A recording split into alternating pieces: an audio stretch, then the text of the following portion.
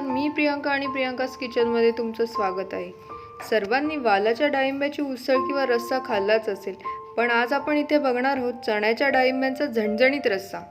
चला तर मग रेसिपीला सुरुवात करूया।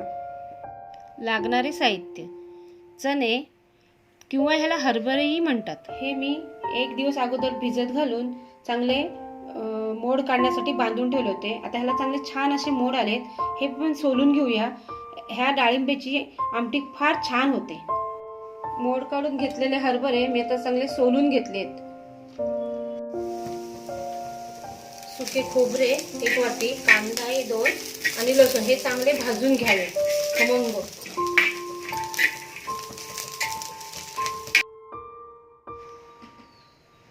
हे मिक्सरला लावून चांगलं बारीक वाटून घेऊया।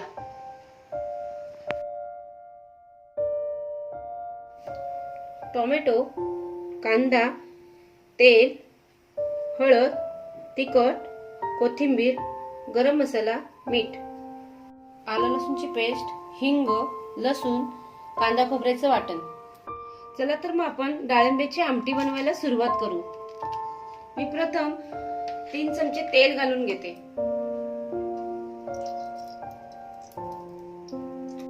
तेल आता गरम झालंय, आपण 4 ते 5 पाकळ्या लसणीच्या टाकून घेऊ। आपण आता त्यामध्ये मोहरी 1 चमचा टाकून घेऊ। आता 1 चमचा हिंग टाकून घेऊ। हिंग टाकल्यानंतर मी एक मोठा कांदा चिरला होता तो टाकून घेते।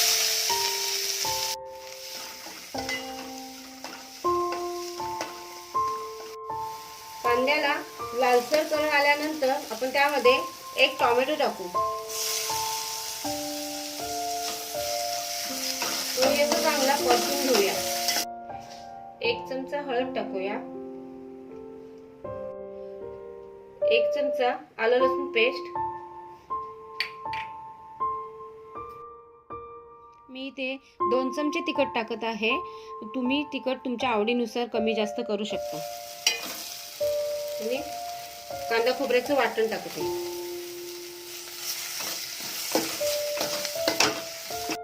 मी ते धुवून घेतलेले डाळिंबे घालते।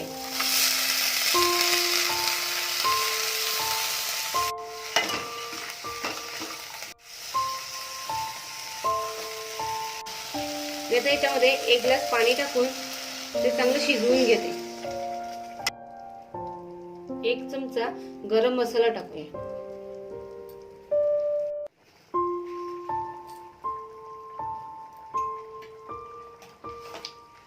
त्याला आता हे उकळी आली आहे, त्यामध्ये आपण मीठ टाकून घेऊ। हे मी हाय फ्लेम वरती 5 मिनिटं शिजवून घेतले। हे बघा, हे तर छान शिजलंय आपलं। मी तुम्हाला शिजलंय ते दाखवते। हे बघा, आपलं हे अगदी 5 मिनिटात छान पैकी शिजलंय। यामध्ये सुरुवातीलाच पाणी घालायचं नाही। आता आपल्याला जेवढी पातळ आमटी पाहिजे तेवढं ते पाणी घालून घेऊ।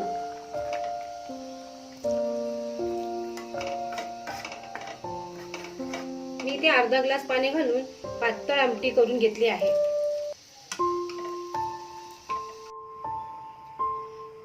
आता आपण याच्यामध्ये कोथिंबीर घालू।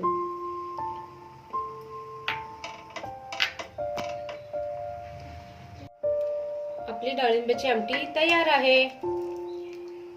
तर मग मित्रांनो, कशी वाटली आजची रेसिपी? तुम्ही चण्याच्या डाळिंब्यांचा अशा प्रकारे रस्सा नक्की ट्राय करून पहा आणि तुमच्या कमेंट्स मला शेअर करा।